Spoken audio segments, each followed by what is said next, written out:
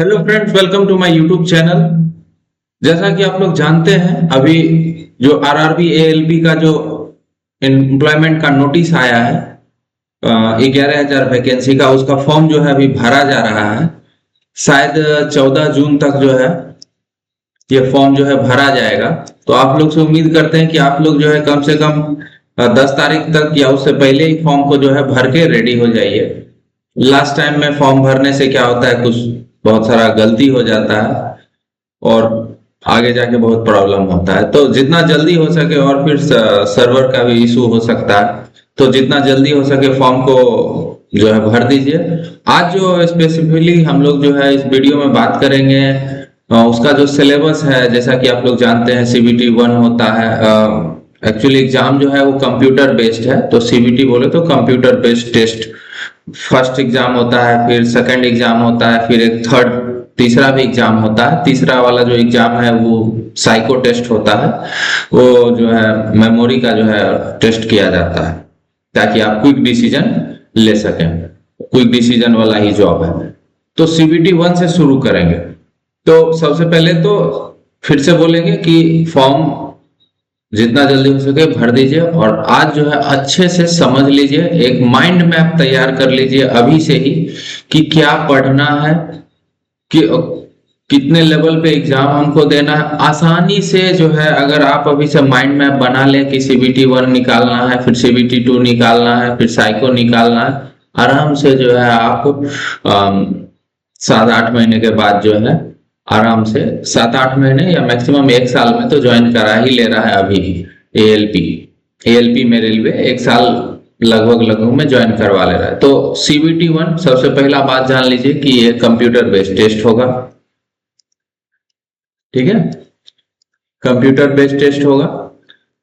इस वीडियो में देखिए, एक तो मैं आपको डिटेल एनालिसिस बताऊंगा, इन डेप्थ एनालिसिस बताऊंगा, जो लूप होल्स है उसके बारे में बताऊंगा, क्या पढ़ना है क्या नहीं पढ़ना है, किस टॉपिक से ज्यादा आता है क्वेश्चन, किससे जो है कम क्वेश्चन आता है लेकिन लोग उसको बहुत ज्यादा पढ़ देते हैं, तो वो सारा चीज बताएंगे। लेटेस्ट ट्रेंड क्या है, किस तरह से जो है क्वेश्चन जो है पूछा जा रहा है अभी हाल फिलहाल में।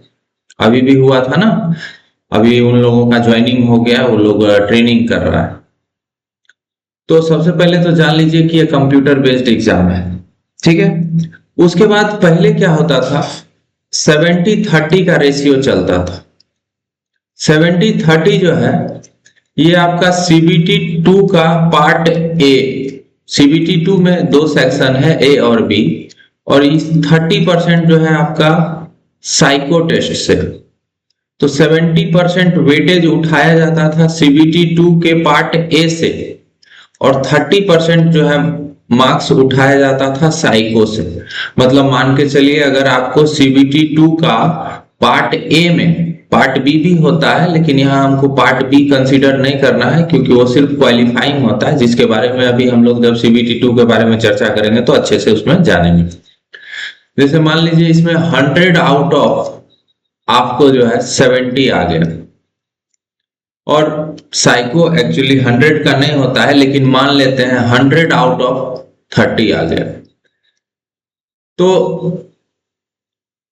70 का जो है 70%, 70 का 70% प्लस 30 आया ना आपको 100 में से, 30 का 30%, इन दोनों को जोड़ के जो भी टोटल मार्क्स आएगा उससे ही जो है आपका मेरिट बनता था।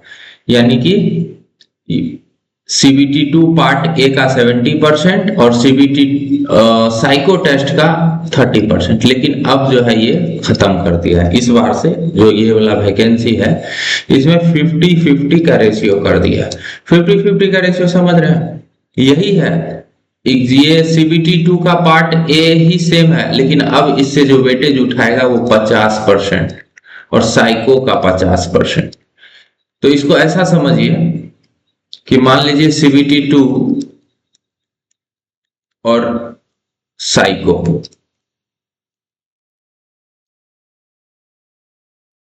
सीबीटी 2 में मान के चलते हैं आपको 100 में से 80 आ गए, और साइको में से साइको में मान के चलते हैं 100 में से 60 आ गए, तो 50-50 का रेशियो है, तो यहां से आपका 40 मार्क्स, यहां से आपका 30 मार्क्स, और 40 प्लस 30 जोड़े तो 70, यानी 70 जो आपका हो गया टोटल मार्क्स हो गया, और इसके हिसाब से जो है आपका मेरिट बनेगा। तो ये अभी जो है लेटेस्ट, अभी जो नोटिफिकेशन ये वाला आया है CN1/2026, उसमें जो है ये 50-50 का जो है रेशियो चलेगा, तो इस बात को आपको ध्यान रखना है। तो अभी आप साइको में भी जो है रगड़ के नंबर लाना है, और CBT2 में भी जो है रगड़ के नंबर लाना है। पहले क्या होता था, CBT2 से 30%, साइको से 30% ही नंबर होता था, अब 50%, यानी दोनों जो है मोस्ट इंपॉर्टेंट हो गया। CBT1 का बात करें, क्योंकि CBT1 पहला देख कंप्यूटर बेस्ड है, दूसरा बात ये क्वालिफाइंग है।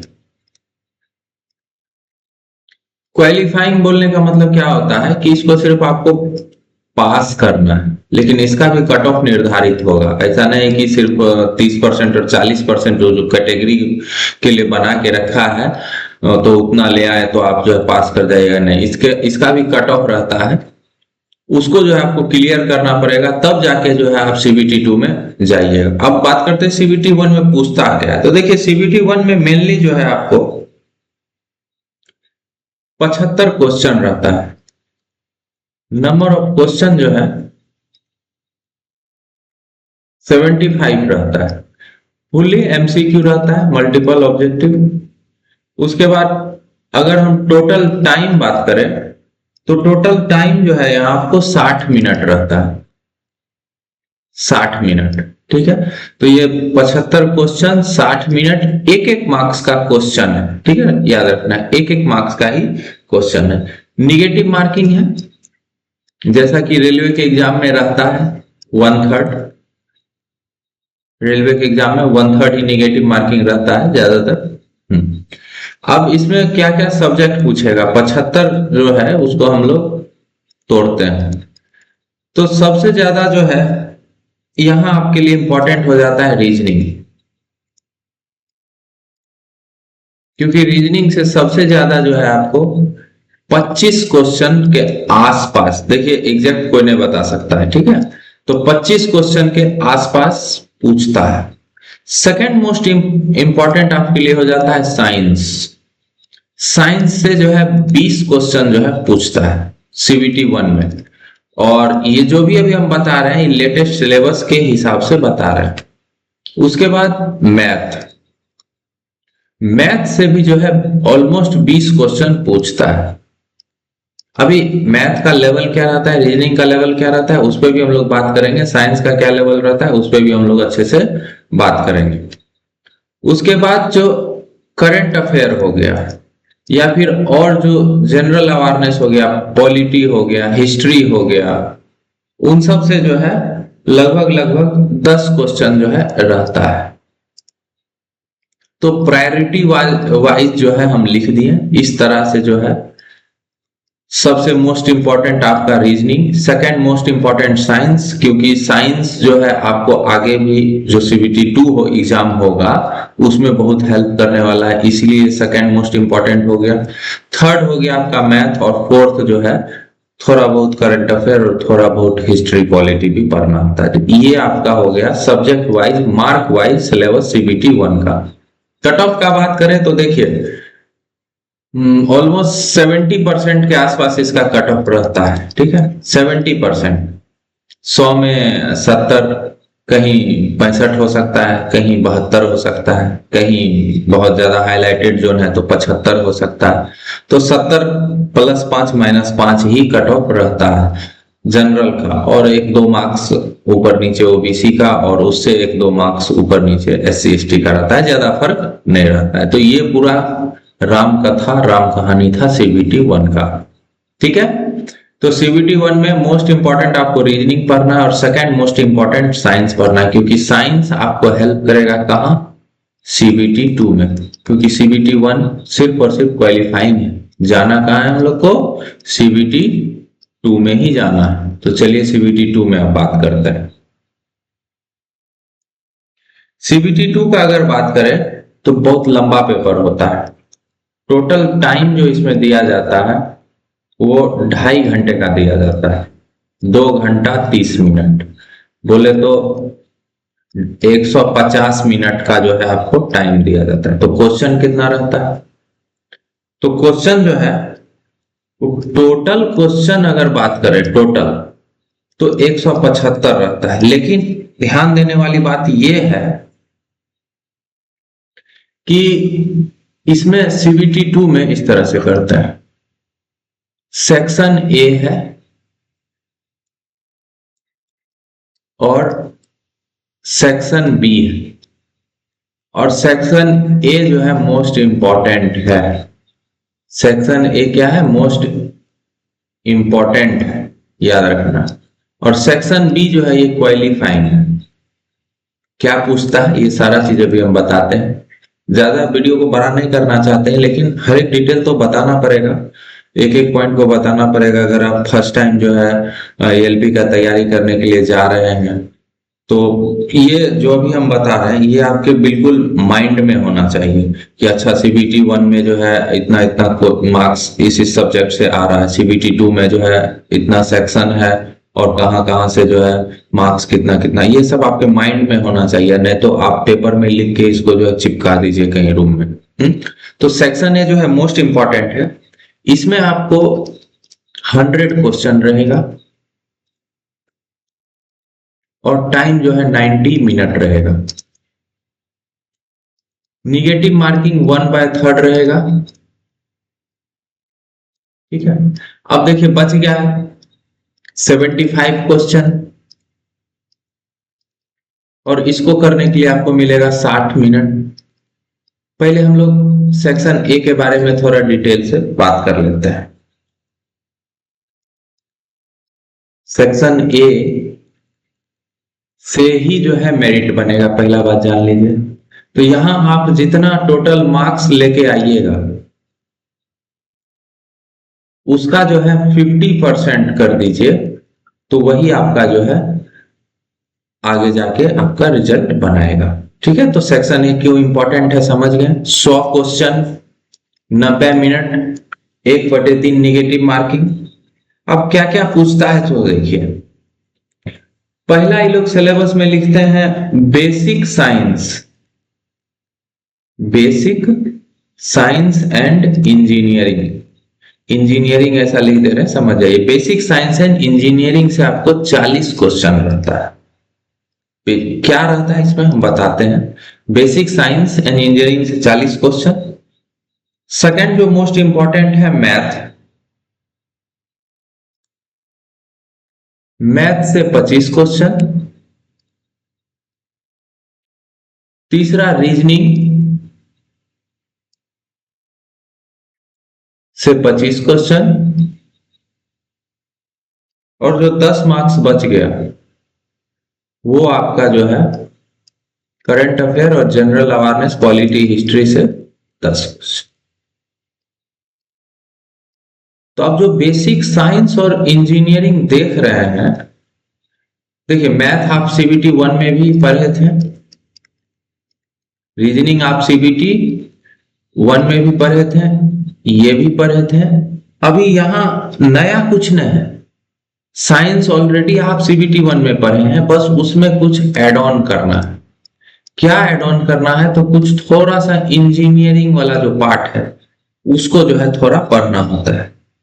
क्या रहता है, जैसे ड्राइंग वगैरह से क्वेश्चन रहता है बेसिक, और बहुत ज्यादा क्वेश्चन नहीं रहता है इंजीनियरिंग सेक्शन से। अगर कभी कभी 5, कभी 2 क्वेश्चन, कभी 1 क्वेश्चन, कभी 6, बहुत ज्यादा हो गया 6। तो इंजीनियरिंग वाला से बहुत कम क्वेश्चन रहता है, और बच्चा सबसे ज्यादा टाइम उसी को पढ़ने में, ड्राइंग पढ़ेंगे तो प्रोजेक्शन पढ़ेंगे, तो पेंसिल कितना प्रकार का होता है, तो स्केल कितना प्रकार का होता है, ये सब पढ़ के बहुत ज्यादा टाइम जो है उसमें स्पेंड कर देता है। क्वेश्चन कितना है? 3, 4, 5 मेन क्वेश्चन तो यहां से आ रहा है। अब बेसिक साइंस में तो देखिए, बेसिक साइंस बोले तो आपको तो वो 8, 9, 10 का जो साइंस है वो तो है ही, साथ ही साथ इन्वायरमेंटल साइंस, उससे भी 3, 4, 5 क्वेश्चन जो है आता है। और हेल्थ वाला हो गया, आईटी से बोले तो कंप्यूटर से हल्का फुल्का एक दो क्वेश्चन आता है, आईटी लिटरेसी, कुछ शॉर्ट फॉर्म वगैरह हो गया, आईटी लिटरेसी हो गया, हम बोले तो ये कंप्यूटर हो गया, इससे दो तीन क्वेश्चन रहता है। इन्वायरमेंट से जो है इजी क्वेश्चन 5-6 रहता है। इस और जो आपका जो आप सीबीटी 1 में साइंस पढ़े वो, और 3-4 क्वेश्चन इंजीनियरिंग वाले से मिला के ये 40 क्वेश्चन बनता है। इसके बारे में तो डिटेल से आगे बात करेंगे, मैथ में किस लेवल का क्वेश्चन पूछता है, रीजनिंग में किस लेवल का क्वेश्चन पूछता है, मेन आपको ये समझना था। और इसी एग्जाम का जो है 50% आपका जो है मेरिट बनाने वाला है। अब सेक्शन बी जो है ये सिर्फ और सिर्फ क्वालिफाइंग है, और इसमें जो आपने ट्रेड चुना है ना, जो आपका संबंधित ट्रेड है उससे क्वेश्चन आता है वो। और इसमें जो है सेक्शन बी में खास बात ये है कि ये सिर्फ क्वालिफाइंग है, पास इसमें आपको करना है, और पास करने के लिए भी आपको जो है बस 35% नंबर लाना है। तो मान के चलिए 75 का जो है आप 35% करिएगा तो 26.25 मार्क्स जो है आपको लाना है सेक्शन बी में, क्वालिफाइंग है। तो आप उसको जो है एक मतलब बहुत बड़ा चीज नहीं है ट्रेड को पढ़ना, पास कर सकते हैं, बहुत बहुत भयानक सा क्वेश्चन नहीं आता है, थोड़ा बहुत अगर थोड़ा थोड़ा पढ़े तो आराम से जो है इसको क्लियर किया जा सकता है और पढ़ सकते हैं।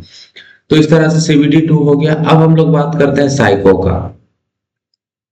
साइको का क्या कहानी है, सीबैट बोलते हैं जनरली, हम लोग साइको बोल देते हैं। साइको में ना बैटरीज होता है, बैटरीज एग्जाम के भाषा में आप सेक्शन बोल सकते हैं। सेक्शन कितना, 5 सेक्शन है, 5 सेक्शन है। और जैसा 1 2 3 4 5 सेक्शन है। मेमोरी टेस्ट होता है, डायग्राम दिखा के पूछा जाता है ये कहाँ था वो कहाँ था, बहुत सारा डायरेक्शन टेस्ट होता है, मेमोरी टेस्ट होता है, आपका कंसंट्रेशन कितना था, आप जो चीज को देखें फिर बाद में जो है कुछ सेकंड के बाद वो ब्लैंक करके आ जाएगा, बताना है वो चीज कहाँ था। तो उस तरह से जो है टेस्ट होता है। अब पास करना है आपको सब में, वन में बैटरी 1 में भी पास करना है, सेकंड बैटरी में भी, थर्ड में भी, फोर्थ में भी, फिफ्थ में भी। मतलब पहले ऐसा नहीं होता था, लेकिन अब अभी जो नया चेंजेस हुआ है कि सभी बैटरीज में जो है आपको पास, तो पहले बोले तो जिस समय हम एग्जाम दिए थे उस समय, अभी जो अभी लेटेस्ट चल रहा है, अभी 5 बैटरी में आपको अलग अलग पास करना है। मान के चलिए आप इन सब में टॉपर और इसमें जो है फेल कर गए, यानी आप सीबैट में ही फेल कर गए। इसीलिए आपको ओवरऑल सब में जो है अच्छा से प्रैक्टिस करना है और सब में पास करना है, क्योंकि यहां से जो है आपको 50% मार्क्स जो है मेरिट बनाएगा। तो यहां से 50% और सीबीटी 2 का जो सेक्शन ए है उसका जो है 50% आपका जो है मेरिट बनाएगा। ठीक है, तो ये जो है ओवरऑल सिलेबस था। आप माइंड मैप बना सकते हैं कि किस तरह से जो है आपको तैयारी स्टार्ट करना है, किस सब्जेक्ट को जो है ज्यादा फोकस करना है। एक और वीडियो जो है थोड़ा बहुत ज्यादा लंबा वीडियो हो गया है, तो एक और वीडियो जो है हम अच्छे से बनाएंगे, साइंस वगैरह में क्या क्या पढ़ना होता है, कहाँ कहाँ से जो है क्वेश्चन आता है, 100% आता है, और मैथ वगैरह किस लेवल का हम लोग को पढ़ना चाहिए, रीजनिंग किस लेवल का पढ़ना चाहिए, कितना प्रैक्टिस करना चाहिए, वो सारा जो है हम ट्राई करेंगे और वीडियो बना के उसमें अच्छे से आपको बताएंगे। अभी के लिए बस इतना ही। अगर आपको और कोई डाउट है तो आप कमेंट कीजिए, हम रिप्लाई करेंगे। ठीक है, अभी के लिए बस इतना ही। धन्यवाद।